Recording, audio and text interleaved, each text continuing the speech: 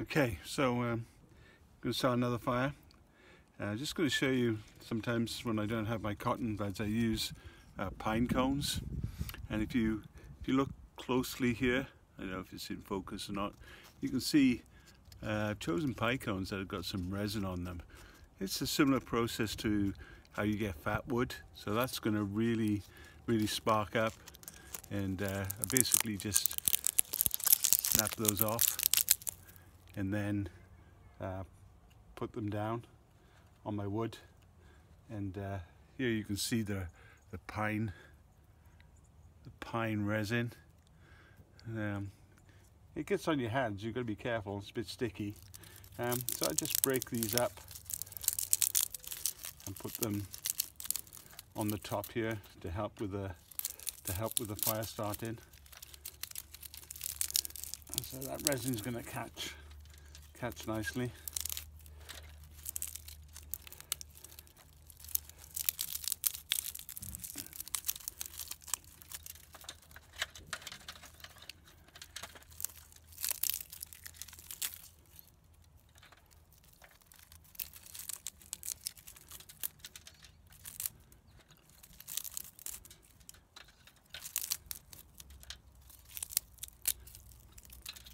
And one should be enough.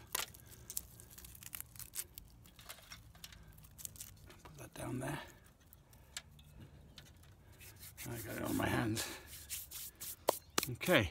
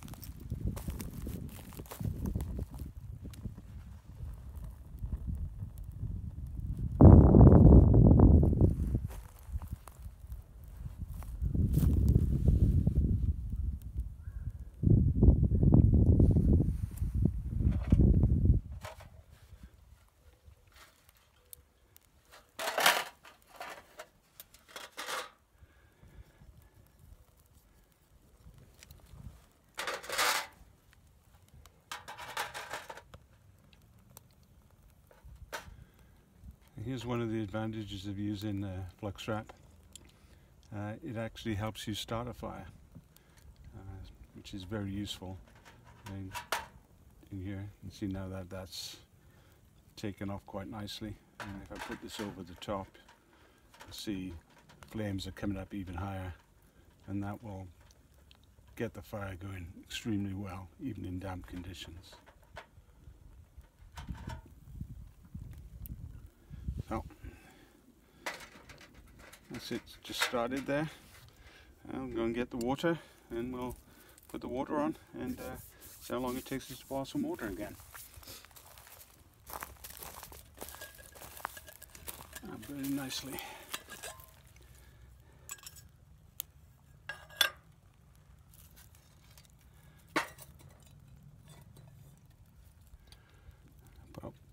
Pop our water on. And here you can see that the stove is gasifying. If I look in there, you're going to see the charcoal in the fire, which is actually the wood not burning, but it's actually gasifying, coming up with the air burning around it.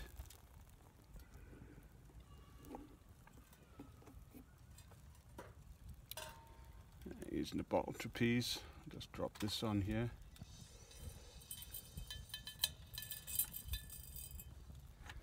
And then I'm going to drop the flux wrap down over it.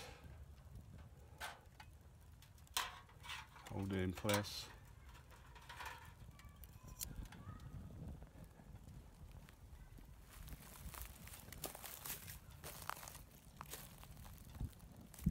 Actually, that's got the wrong bottle with it. Now this bottle's a little bit tall for using this method. I'll really benefiting a whole lot from that windshield. There's too much of a gap there, as you saw. So I'm going to take this off.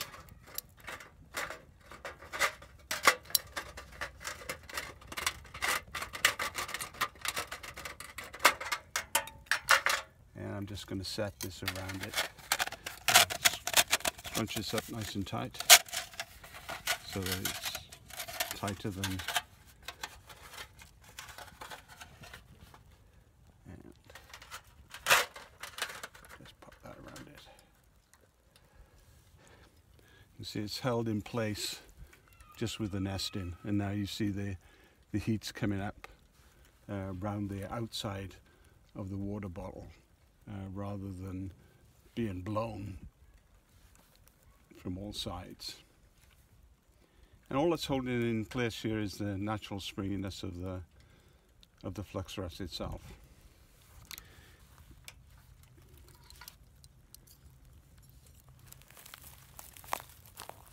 Since the flames are coming up here, I'm just going to take this and just center it up slightly. There you go.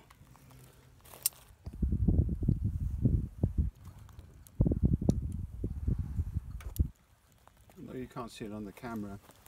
When I look inside here, the bubbles are not only just forming on the bottom of the bottle, but they're also forming along the side walls, probably forming at the moment between the bottom and 3/4, perhaps a bit more of the height up inside. So get my trapeze ready. I think I'm going to be getting ready to pull the bottle off shortly. Yeah. Come into a rolling boil.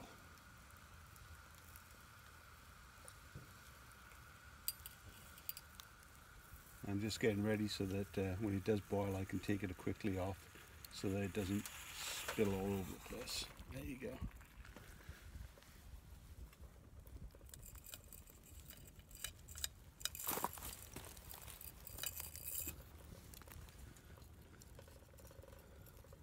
And I'll just pull this off for a moment. Oh, you can see it's quite well attached. Doesn't really want to come off all by itself.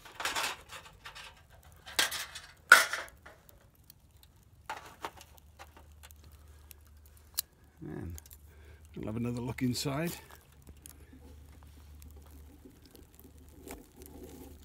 And you can see it's gasifying very nicely. The wood is just an amber, sort of a red color as its pyrolysis is taking place. Very little flames actually down around there. Flames are actually coming further up where the air is mixing in with the gases and heating.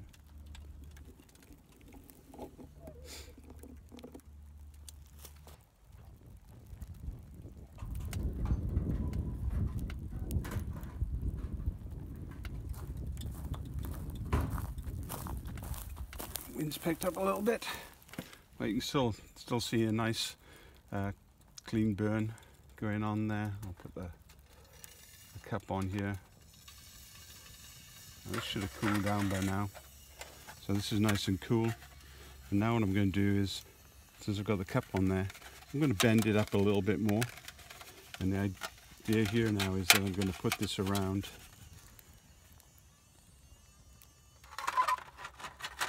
like so, and have the cup handles outside so that we're not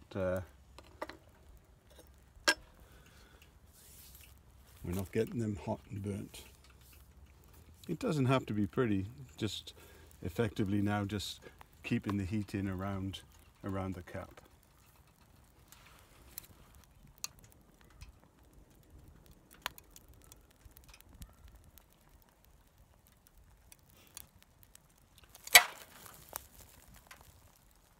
Well, so that's interesting.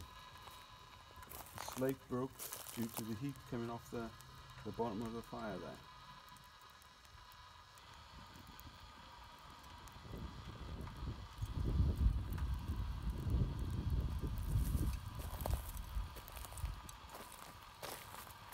I'll take this off and put that fire out, since we have wood underneath here, underneath the stone.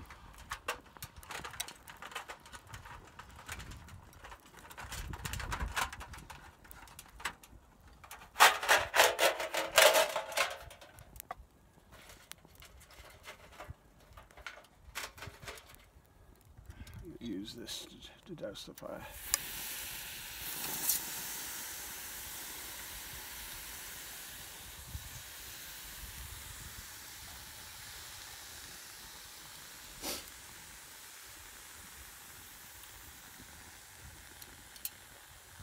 And it's still burning inside, the hot embers. Push this back together. So now we're at the stage where the pyrolyzed twigs have formed their carbon, and they're going through the next phase of the burn, where we're getting the hot embers forming. And this is a great time to put a pan on for grilling things.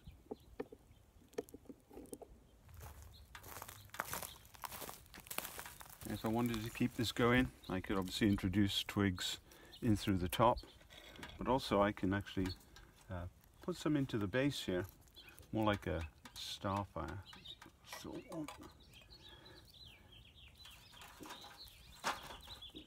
careful I don't knock it over.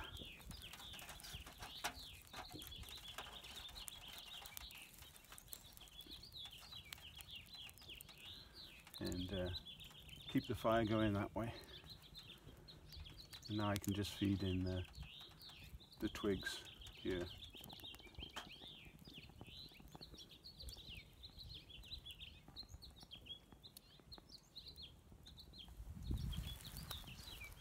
And you'll see that that's just caught inside now, where you see the flames coming off the twigs that's just been introduced.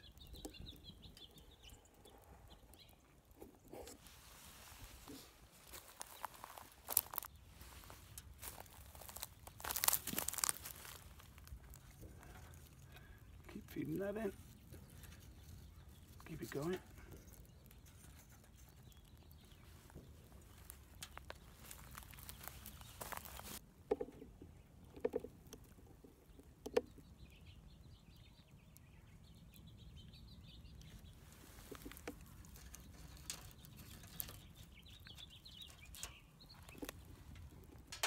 It's cool enough to pick up.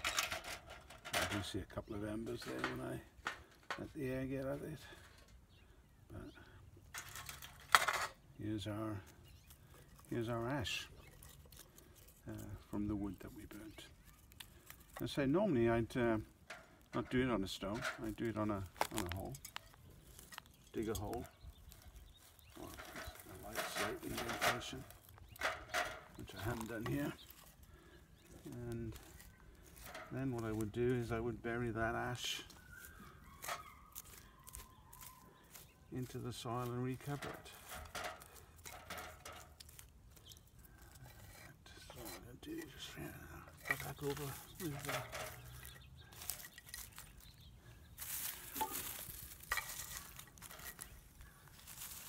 local ground cover.